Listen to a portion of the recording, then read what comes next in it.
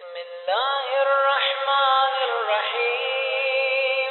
اللهم صل على محمد وآل محمد. اللهم زينني فيه بالستر والعفاف،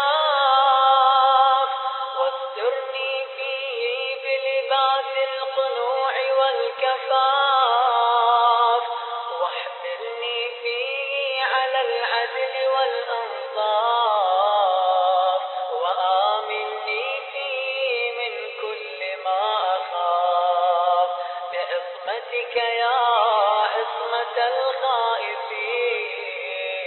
وصل اللهم